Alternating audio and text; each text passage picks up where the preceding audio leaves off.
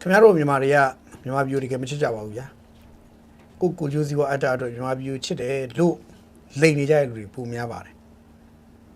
်ဟိုလုတ်ပိုင်ခွင့်ရှိသလိုနော်လုံနိုင်ပန်းရှိသလိုလုတ်တတ်ရင်လုတ်တတ်သလိုလဲသလိုတာရင်တာသလိုကိုကျိုးစီဝတဲ့လိန်နေကြတဲ့လူတွေပုံများပါတယ်အဲ့တော့အဲ့လိုကိုကျိုးစီဝအတ္တအတွက်မြန်မာပြည်ချစ်တယ်လို့လိန်နေကြတဲ့လူလိန်နေတဲ့မှာခင်ဗျားတို့မပါအောင်တတိထားနေကြပါလို့ပဲ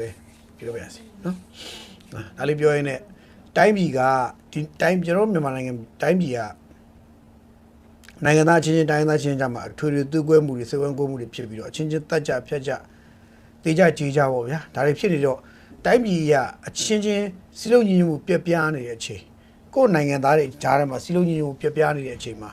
ဖြစ်လိဖြစ်တာရှိတဲ့အပြင်ကရန်ဆိုတဲ့ဟာပေါ့ဖြစ်လိဖြစ်တာရှိတဲ့အပြင်ကရန်ဆိုတာအခုပေါ်ပေါက်လာတယ်ပေါ့ဗျာနော်ပေါ်ပေါက်လာတယ်ပေါ့ဆိုတော့ကျွန်တော်နိုင်ငံသားတွေအကုန်လုံးဒီ21နိုင်ငံရေးခင်းချင်းနဲ့တူတောင်းရကြောက်ယူဆတွေကွဲကြတတ်ကြဖျက်ကြလူမျိုးတူဘာသာတူလဲတတ်ကြလူမျိုးမတူဘာသာမတူလဲတတ်က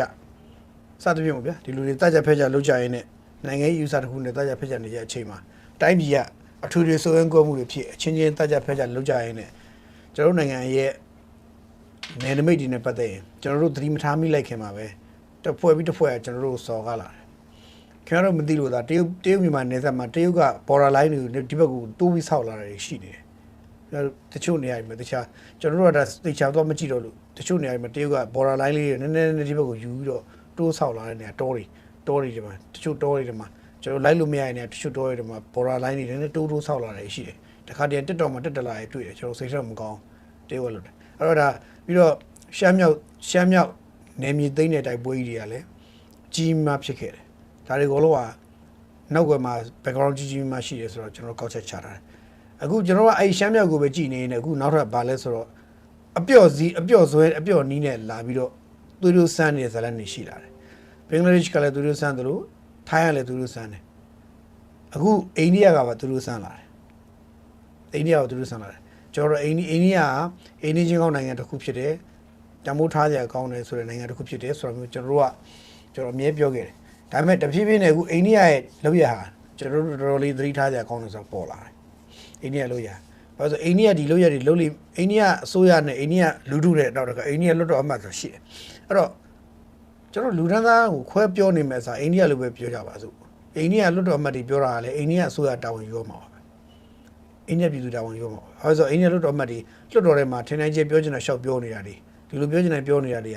ကမတမ်းမြစ်ရင်မကန့်ကွက်ရင်ဘာမှမပြောဘဲနေဒီကောင်တွေပြောချင်နေဆက်ပြောနေပါလိမ့်မယ်အခုအိန္ဒိယနောက်ဆုံးပြောလာတာကတော့ကျွန်တော်တို့ရဲ့ကဘောချိုင်ဝမ်းကိစ္စကိုပါသူတို့ကမျက်စောင်းထိုးလာပါပြီဘယ်အစလည်းမင်းကျွန်တော်တို့နိုင်ငံကနိုင်ငံသားတွေကြားထဲမှာအချင်းချင်းမညီညွတ်မှုတွေဖြစ်နေတဲ့ဟာနေစပါတယ်ဘာလို့ကျွန်တော်တို့အချင်းချင်းညီနေရင်ဘေးလူကကျွန်တော်တို့ဘလို့မှဟိုနွားကွဲရင်ကြားဆွဲတယ်လို့ပေါ့နွားမကွဲရင်ကြားမဆွဲပါဘူးအဲ့တော့နွားအုပ်ကကြနာစူစီကြည်လေးရှိနေဘဲကြားမှလာမဆွဲရပါဘူးအခုကျွန်တော်တို့ကနွားကကွဲုံနေမဟုတ်ဘူးပြဲကုန်ပြီစွပ်ပြတ်တတ်ကုန်ပြီအဲ့တော့ဘာပြောအိန္ဒိယနိုင်ငံတွေစော်ကားတာပေါ့အခုအိန္ဒိယလွတ်တော်အမှတ်တွေကပြောတယ်တဲ့အိန္ဒိယလွတ်တော်အမှတ်ကပေါ့နော်ပထမတစ်ခါလွတ်တော်အမှတ်တယောက်ကချင်းပြည်နယ်ကိုလာပြီးတော့လာစိန်ကိုလာပြီးတော့ဖြစ်သွားတယ်ချင်းပြည်နယ်ကိုလာပြီးတော့သူကပြောသွားတယ်သူတို့ဟိုချင်းပြည်နယ်ကိုသူတို့ရှိရဟိုလည်းပေါင်းမီဇိုရမ်နဲ့ပေါင်းလာပြောသွားတယ်ပြောတော့တော်သေးတာပေါ့ချင်းတိုင်းသားတွေကပြည်တော်စုစိတ်သက်လေးရှိနေသေးလို့သူတို့ကလွတ်လပ်ရေးကိုငါတို့မြန်မာပြည်လွတ်လပ်ရေးကိုသူတို့အတူတူကတိုက်ယူခဲ့ကြတာတောင်းတပြည်မှာအတူတိုက်ယူခဲ့ကြတာအဲ့တော့ငါတို့ကအဲ့လိုခွက်ထွက်စရာအကြောင်းမရှိဘူးဆိုတဲ့သဘောမျိုးဆန်တဲ့ပုံစံမျိုးနဲ့ရှူတောင်းနဲ့ပြန်ပြောလိုက်လို့ဒါဒ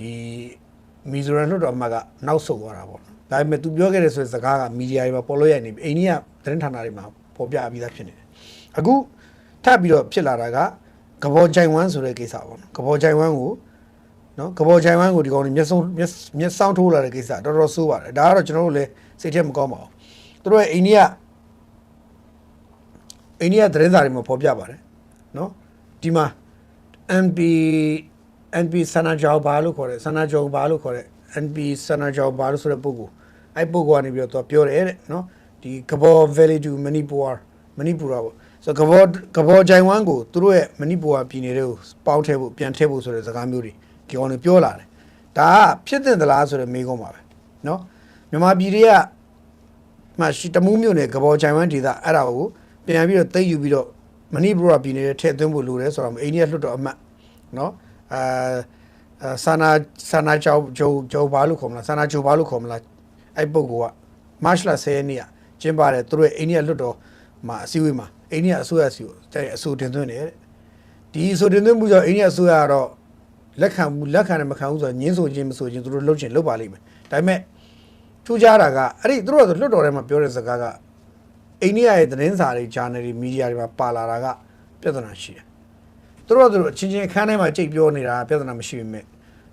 သူတို့အိန္ဒိယနိုင်ငံလုံးသိအောင်ဒီလိုပြောနေတဲ့စကားကကြတော့ဒါဝါဒဖြန့်ချီရေးဖြစ်သွားပြီပြီးတော့ဒါရည်ရွယ်ချက်ရှိရက်တည်ချက်ကောင်းကောင်းနဲ့သူတို့ပြောလာတယ်ဆိုတဲ့အဓိပ္ပာယ်တက်အောင်တယ်ဒါရှင်းပြောရင်တော့တိတ်အဓိပ္ပာယ်ရှိတဲ့အနေကြီးရဲ့စကားပါအနေကြီးရဲ့စကားပါအဲ့တော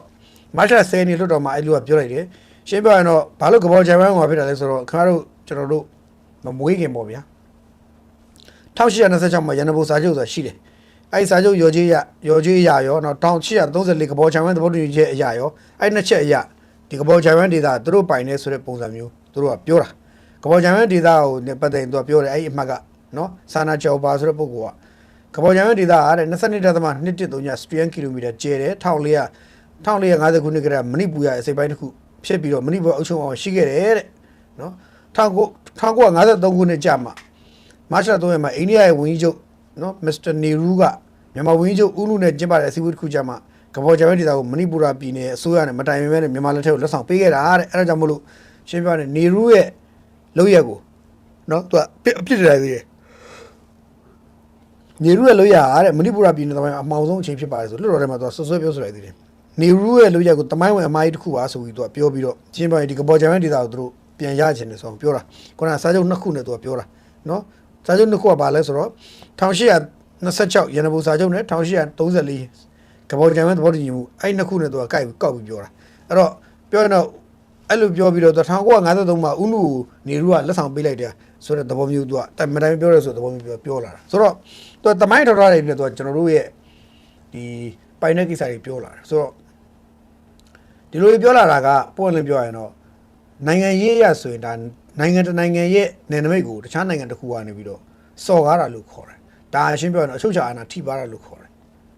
အဲ့တော့တရုတ်အိန္ဒိယအခုလို့တော့နှစ်ခါရှိပြီနှစ်ခုရှိပြီကျွန်တော်သိသလောက်ဂျာဟိုအရင်ကာလတွေမှာလည်းအေးတာဝန်ရှိအေးနဲ့သွားတွေ့တယ်အေးနဲ့နိုင်ငံအဖွဲ့နဲ့သွားတွေ့ရတယ်လွတ်တော်မှတ်တွေသွားတွေ့တဲ့ကိစ္စတွေရှိခဲ့တယ်ဒီလောက်ထိကျွန်တော်တို့ကပြောသေးဘူးဒါတွေကသူတို့လုပ်ငန်းတဲ့ကိစ္စတွေသွားတွေ့ပြီးတော့သူတို့လုပ်ငန်းလေးကိုအဆင်ပြေအောင်ညှိတာနိုင်တာထင်နေဆိုတော့ကျွန်တော်တို့အသားလေးနေပြီမဲ့အခုဟာကျွန်တော်တို့ပိုင်တဲ့နယ်နိမိတ်တွေကိုမျက်စောင်းထိုးလာတယ်ဆိုတာကနိုင်ငံတနိုင်ငံအချုပ်ချာအာဏာကိုစော်ကားတာလို့ခေါ်တယ်ပြီးတော့ကျွန်တော်တို့မြန်မာနိုင်ငံမြေပုံကအဲ့ကဘောဂျိုင်ဝမ်ပါဝင်မြန်မာနိုင်ငံမြေပုံကတကဘာလုံးမှာဖြစ်တဲ့ကုလသမဂ္ဂမှာမှတ်တမ်းတင်ပြီးသားမှတ်ပုံတင်ပြီးသားမြေပုံဖြစ်တယ်အဲ့ဒီမြေပုံပိုင်တဲ့ကကျွန်တော်တို့ပိုင်နေဆိုတော့ကဘာလုံးမှတ်တမ်းတင်ပြီးသားရှိတယ်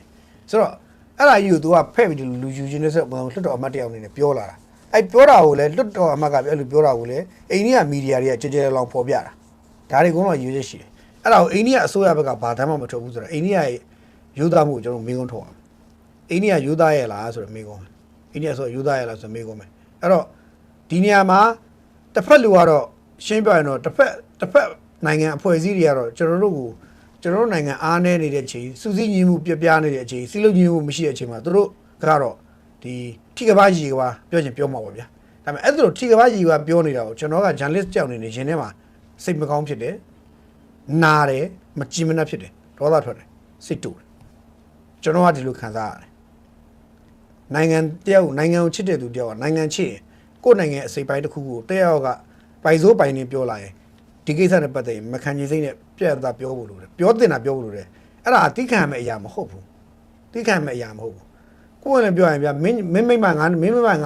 ငါအိတ်ချင်နေတာကွာလို့ပြောရင်ယောက်ျားတယောက်ဘယ်လောက်ဒေါသထွက်တယ်လဲယောက်ျားစင်ဘယ်လောက်ဒေါသထွက်မလဲအဲ့ဒေါသထွက်တယ်လို့မျိုးထွက်တယ်လားအခုမြန်မာအစိုးရကတော့ဘာမှလည်းမပြောဘူးဆဲနေအဲ့လွတ်တော်မှာပြောသွားတာကိုမြန်မာအစိုးရလူတွေသိရလားမသိဘူးမနေ့ကသတင်းတွေပေါ်လို့ရနေပြီစပြီးတော့ဒီနေ့ဆိုရင်ကျွန်တော်တို့ပြောပြီး2ရက်ရှိသွားပြီပေါ်လို့ရနေပြီပြီးတော့အဲ့အိန္ဒိယမှာသွားပြီးတော့ထားတဲ့အိန္ဒိယမှာရောက်နေတဲ့မြန်မာတမ်းမတ်ကအလုပ်ကလုပ်ရလားဒီ ဒီလူအဲ့မှာသွားနေပြီးတော့ဗာလဲဟိုစီဦးထပ်စားပြီးတော့စိန်ခံနေရလားမသိတာလားမြန်မာနိုင်ငံကတန်တမာဖြစ်နေသူ့ကိုတော့ဟိုခတ်ထားတာဟိုကသတင်းစာတွေမှာဒီလိုတွေပါလာရင်မြန်မာအစိုးရနိုင်ငံရေးပြည်ထောင်တိုက်ရိုက်အကြောင်းကြားပါမဟုတ်ဘူးလားအဲ့ကျနိုင်ငံရေးပြည်ထောင်လည်းဗိုလ်ချုပ်ကြီးကိုတိုက်ရိုက်သွားပြပြီးတော့ဗိုလ်ချုပ်ကြီးအိန္ဒိယဒီလိုပြောနေပြီကျွန်တော်ဘယ်လိုလုပ်ကြမလဲပြောပါမဟုတ်ဘူးလားဟိုခင်ဗျားတို့ကပါလေခင်ဗျားတို့ကဘာလုပ်ကြတာလဲကျွန်တော်ခင်ဗျားတို့ပပစစပြောပြချင်နေကြပွင့်လင်းပြောရင်ဒါခင်ဗျားတို့ကဘယ်လိုလဲကျွန်တော်ပြောရင်ခင်ဗျားတို့ကကျွန်တော်တရားဆွဲမှာထောင်ထဲထည့်ဦးမှာဒါခင်ဗျားတို့ကနိုင်ငံကိုရောင်းစားဖို့ကြိုးစားနေကြတာလားလို့မေးချင်သိပေါက်လာတယ်နိုင်ငံဒီလိုမျိုးသူများစော်ကားမော်ကားပြောနေတာကိုခင်ဗျားတို့ဗဇက်ကြီးတွေကပိတ်နေကြတာတန်တမန်ဒီလည်းမလုပ်ကြတာဘာမှလည်းမတုံ့ပြန်ကြတာခင်ဗျားတို့ဘာလုပ်ကြတာယူသားကြရလားခင်ဗျားတို့ဘာတွေလဲခင်ဗျားတို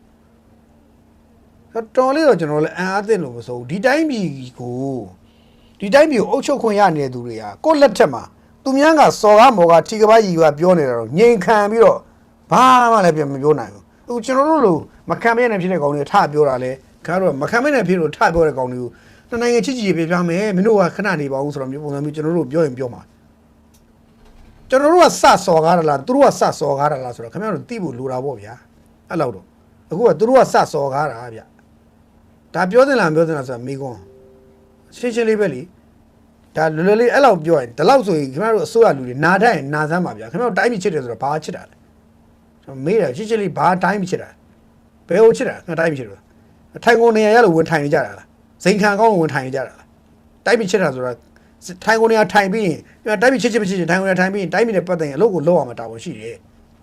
ခင်ဗျားတို့ကမဟုတ်တော့ဘူးဗျနိုင်ငံခြားရေးဝန်ကြီးဌာနလည်းရောဒီလက်ရှိနိုင်ငံတော်အုပ်ချုပ်နေတဲ့ဗိုလ်ချုပ်ကြီးမင်းအောင်လှိုင်ရောပဲခင်ဗျားတို့ကဗဇက်ကြီးတွေပိတ်နေကြတာဘာလုပ်နေကြတာလဲခင်ဗျားတို့ဒီကောင်လေးစော်က2ကြိမ်ရှိသွားပြီအိန္ဒိယလောက်တာ2ကြိမ်ရှိသွားပြီ1ကြိမ်မို့တော့2ကြိမ်ရှိသွားပြီဟိုတရုတ်တွေတုန်းကလည်းကျွန်တော်ပိတ်ပြောတယ်ပြောရင်လည်းအခုကျွန်တော်တို့ကနေထိုင်နေဘာဖြစ်လာလဲဆိုတော့ဟိုနှစ်နိုင်ငံချစ်ကြည်ရေးတန်တမန်ပြက်ပြားမှာဆိုလို့ဆိုတော့ပြောတော့ကျွန်တော်တို့ပြောနေတဲ့ကောင်တွေကပဲချစ်ကြည်ရေးပြက်ပြားအောင်ပြောတဲ့ကောင်တွေဖြစ်နေဟာနေအမြေတွေကိုဒီကောင်တွေလှုပ်ချင်နေလို့ထင်တိုင်းကျဲနေတာဟိုမှာလက်နက်ကင်တွေကိုဒီကောင်တွေနောက်ကနေကျိုးကင်နေကြတော့ကြောက်ကျိုးကင်တော့မြင်းသားနဲ့တိရသားနဲ့ကျွန်တော်တို့မှာဗဇက်ကြီးပိတ်ပြီးတော့ချစ်ကြည်ရေးပြက်ပြားမှာဆိုလို့ငြိမ်ခံခဲ့ရတာခင်ဗျာဘယ်လောက်ရင်နာဖို့ကောင်းလဲခင်ဗျာစဉ်းစားကြည့်တယ်ဘယ်လောက်ရှက်ဖို့ကောင်းလဲဆိုတာတော်လေးကျွန်တော်တို့တိုင်းပြည်ကဘာဖြစ်နေလဲဆိုတော့ဟိုခေါင်းဆောင်လုပ်တဲ့သူတွေလည်းခေါင်းဆောင်စိတ်ရှိလားမရှိလားမသိဘူးအောက်ကတာမန်ကျွန်တော်တို့လေယာအလိုက်အလွှာလိုက်ပုံကိုယ်တွေကလည်းဟိုညံသွေးကြောက်ကိုပြစ်ကြရလားမသိဘူးဘလို့ဟာတွေနဲ့ကျွန်တော်တွေ့နေတယ်ဒီတိုင်းပြည်မှာကျွန်တော်တို့စဉ်းစားလို့မရဘူးဒီမှာသူများစော်ကားခြင်းနဲ့စော်ကားနေအောင်ကျွန်တော်ငြိမ်ခံနေရတယ်အခုကျွန်တော်ပဲထားပါတော့ကျွန်တော်အခုသွားမယ်ကဲကျွန်တော်ကနေပြီးတော့အိန္ဒိယရဲ့ဘယ်နေရာပေါ့ဗျာဒါပေါ့ကတိတွေနေတဲ့နေရာကျွန်တော်တို့ပိုင်ခဲ့တာငါတို့ဘယင်တွေပိုင်ခဲ့တာငါတို့နေရာငါတို့ပြန်ပေးလို့ကျွန်တော်တို့အဲ့လိုပြောရင်ကျွန်တော်တို့နေထိုင်နေရတဲ့အိန္ဒိယကျွန်တော်တို့ပြဿနာရှာမှာနော်ဒါပေမဲ့ကျွန်တော်ပြောလို့အဲ့လိုမပြောဘူးကျွန်တော်တို့သွားလည်းမပြောဘူးဘာလို့အခုလက်ရှိနောက်ဆုံးတတ်မှတ်ထားတဲ့နယ်နိမိတ်ဒီနောက်ဆုံးတတ်မှတ်ထားအတီးပဲအဲ့ဒါအပေါ်မှာဟိုဘက်ကိုပြန်မသွားတာအကောင်းဆုံးအဲ့လိုသွားကြည့်ဆိုကဘာဥစားတွေကတက်ကြဖြတ်ကြတေးကြနေမြေဆိုတာအမြဲတမ်းအပြောင်းလဲဖြစ်နေတာနောက်ကုလသမဂ္ဂကြီးပေါ်လာပြီးနောက်ပိုင်းကျွန်တော်လွတ်လပ်ရပြီးနောက်ကုလသမဂ္ဂကြီးပေါ်ပြီးနောက်ပိုင်းအဲ့နောက်ပိုင်းမှာပေါ်လာတဲ့နယ်နိမိတ်တွေတိုင်းပြည်နယ်နိမိတ်တွေအဲ့ဒါတွေကတရားဝင်အတည်ပြုပြီးသားကဘာနဲ့ချီပြထားတာပြီးတာတကဘာတော့အတိမပြုထားပြီးသားကြီးအဲ့ဒါယူမှာထပ်ပြီးလာပြီးတော့ဖဲ့ယူနေသလိုစော်ကားခြင်းသလိုပြောနေတာကြီးကကျွန်တော်တို့ကအဲ့ဒါယူငြိမ်ခံနေရတယ်ဆိုတာကတော့မဟုတ်ဘူးဗျနိုင်ငံငယ်တာသေးတာကြီးတာနဲ့မဆိုင်တော့ဘူးကျွန်တော်တို့ရဲ့တတိပြတ်တီနဲ့စိတ်သက်မျိုးချစ်စိတ်အဲ့ဒါရေးကြည့်တယ်ဗျအခုကကျွန်တော်တို့တိုင်းပြည်မှာအုပ်ချုပ်နေတဲ့ခေါင်းဆောင်တွေတိုင်းပြည်တကယ်ချစ်ကြရလားကျွန်တော်စဉ်းစားလို့မရတော့တကယ်ချစ်ကြရလားခင်ဗျားတို့ဗျာတကယ်တိုင်းပြည်ချစ်ကြရလားတိုင်းပြည်တကယ်ခင်ဗျားတို့လက်ထဲမှာဒီတိုင်းပြည်ရဲ့ကံကြမ္မာကြီးကိုခင်ဗျားတို့လက်ထဲမှာကျွန်တော်ထားရတာကြောက်လာတယ်ခင်ဗျားတို့တိုင်းပြည်ရဲ့ကံကြမ္မာကိုခင်ဗျားတို့လက်ထဲမှာထည့်ထားရတာခင်ဗျားတို့ယူသွားတာခင်ဗျားတို့ကကင်ထားပြီးတော့ခင်ဗျားတို့ကလှုပ်ချင်နေတာမျိုးပြောတာကျွန်တော်တို့ပွင့်လည်းပြောရင်တိတ်ကိုကျွန်တော်တို့စိုးရိမ်လာတယ်ဒီတိုင်းပြည်ကံကြမ္မာခင်ဗျားတို့လက်ထဲမှာနော်ဒီမိကံကြမ္မာခင်ဗျားတို့လက်ထဲမှာကျွန်တော်တို့ရဲ့ဘဝတွေအသက်တွေဘဝတွေအကုန်လုံးခင်ဗျားတို့လက်ထဲမှာခင်ဗျားလှုပ်ချင်တဲ့ရှောက်လုပ်နေတာတွေကျွန်တော်တို့အကုန်ဒုက္ခရောက်ကုန်လိမ့်မယ်နည်းနည်းလေးတော့ခင်ဗျားတို့လည်းနည်းနည်းလေးတော့ခေါင်းဆောင်စိတ်တိုင်းပြည်ချစ်စိတ်လေးမျိုးချစ်စိတ်လေးပြကြအောင်ဗျခင်ဗျားတို့တွေကျွန်တော်ကြည့်ရတာစိတ်ထဲမှာတော့စင်မပြေဘူးဗျကျွန်တော်ပွင့်လည်းပြောရင်ရင်ထဲမှာတော့တော်တော်ကြီးတယ်အဆိုင်ခဲခင်ဗျားတို့ကျွန်တော်ကြည့်နေရအဆိုင်ခဲသိကြည့်မရတဲ့အဆိုင်ခဲတော်တော်ကြီးတယ်ဒါပေမဲ့ကျွန်တော်ဒီလောက်ပဲပြောလို့ရတယ်ဘောင်နေရမယ်ဒီလောက်ပဲပြောလို့ရတယ်ဒါတော့ကြော်ပြောရင်လည်းဟိုကဘာမှမဖြစ်ဘူးကျွန်တော်ကထောင်ထဲရောက်မှာတကယ်ကျွန်တော်သိတယ်စိတ်ထဲတော့မကောင်းဘူးဗျဟိုစိတ်ထဲတော့မကောင်းပါဘူးဒီတိုင်းပြည်ဒီပုံစံနဲ့ကျွန်တော်တို့ဖြစ်စေခြင်းနဲ့ကျွန်တော်တို့လူငယ်တွေရဲ့အနာဂတ်ကိုခင်ဗျားတို့ဖျက်ဆီးနေတာလို့တော့မပြောချင်တော့ပါဘူးကျွန်တော်တို့လူငယ်တွေရဲ့အနာဂတ်ကျွန်တော်တို့လူငယ်တွေရဲ့ ဖြစ်ချင်နေတဲ့ပုံရိပ်တွေတိုင်းပြည်ကိုဖြစ်စေချင်တာတွေကိုခင်ဗျားတို့ကအကောင့်ထဲပေါ်ပေးရမယ်ဆိုတာခင်ဗျားတို့ဘာလို့လုပ်နေမှကိုကျွန်တော်မသိတော့တာတော်တော်လေးတော့ကျွန်တော်စိတ်တော့ပြတ်မိပါတယ်စိတ်တော့ပြတ်မိပါတော့အဲ့တော့အိန္ဒိယစောတာနှစ်ခါရှိပြီအိန္ဒိယအစိုးရတာဝန်ရှိသူတွေစော်ကတာဝန်ရှိသူတွေအနေနဲ့အတန်ထွက်ဖို့လို့တယ်အခုကျွန်တော်ကတော့ကျွန်တော်တာဝန်ကျွန်တော်ပြောပြီမြန်မာအစိုးရကတာဝန်ရှိသူတွေအတန်ထွက်ကြဖို့လို့ပြီမြန်မာတန်မတ်ကိုခေါ်လေအိန္ဒိယရှိမြန်မာတန်မတ်မြန်မာမှာရှိအိန္ဒိယတန်မတ်ခေါ်ပြောမင်းကောင်တွေဒီလိုပြောတာမင်းတို့မြင်လားဒါပြောတင်လားမင်းတို့စဉ်းစားတန်တမန်ရှိကြည့်ဒါပြောတင်လားမေးပေါ်ဗျာခင်ဗျားတို့ကဗဇက်တွေရှိတာပဲတန်တမန်ကျင့်ဝတ်စည်းကတွေရှိတာပဲစိတ်ဓာတ်တွေရှိတာပဲဘာကြောက်နေကြလဲကျွန်တော်မသိဘူးဖင်တုံအောင်ကြောက်နေကြတယ်ဆိုတော့ကိုယ်တိုင်နဲ့ကိုယ်ကံများကျွန်တော်လည်းပြောရတာမောပါတယ်နော်မြန်မာတွေကကျွန်တော်နိုင်ငံပြက်လေပြောရတာမကောင်းပါဘူးတခါကြရလေဘာဖြစ်လဲဆိုတော့လေတချို့တွေနောက်ဆုံးဖြစ်လာကြပြက်လေအေးတာပဲကွာလို့ပြောတဲ့စကားမျိုးတော့မပြောချင်တော့ပါဘူးအဲ့လောက်ရှိတော့ပြောချင်တယ်မရှိတော့ဘူးအဲ့ဆိုအဲ့လောက်ပြောရင်ကိုကနေနိုင်တယ်ဝစီမီတာထိချိုက်ချာကိုလျှောက်ပြောသလိုဖြစ်နေတယ်